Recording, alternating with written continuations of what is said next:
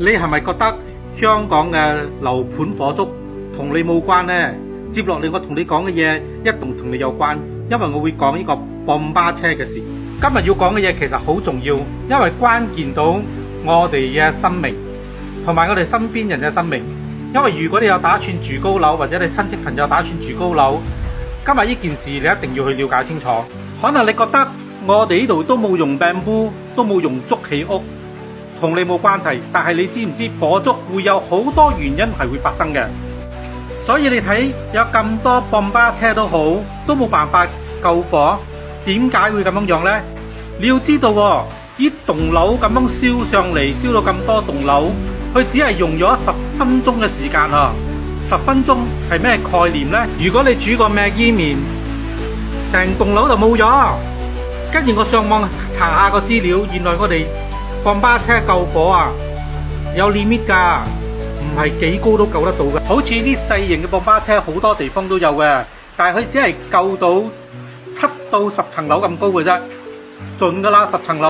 簡單嚟講，如果你住喺大12層樓，大10層樓火燭喎，你走到去天台喎，都冇人救得到你，因為呢架車最高去到10層樓嘅啫。所以你住嗰個地方嘅附近，你要好清楚嗰度嘅泵巴究竟佢可以去到幾多層樓。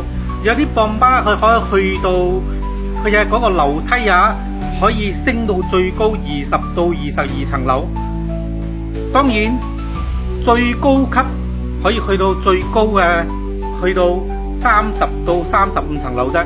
買屋唔係買嚟瞓覺啫啊，有時係要買個安心啊。跟住Malaysia 嘅樓又好奇怪嘅喎，越高就越貴喎。其實好唔邏輯，因為點解？因為我越高越唔安全，泵巴車根本都救唔到。如果泵巴車都救唔到嘅地方，點解越高就會越貴？都唔logic嘛，啱冇？你睇而家 KL 有啲屋去到30、40層，有啲去到60層樓。如果你係住到超過30層樓，哇！你要準備呢隻啊，你要準備降落傘啊 ，parachute 啊。如果你係住超過30樓啊，可能你要真係要準備呢隻嘢啊，真係啊。如果唔係啊，有時都冇人救到你啊。而家最大嘅問題係點解政府俾啲發展商起到咁高嘅樓呢？而我哋又冇咁嘅設備，冇咁嘅 facility，點解仲可以起到咁高嘅樓？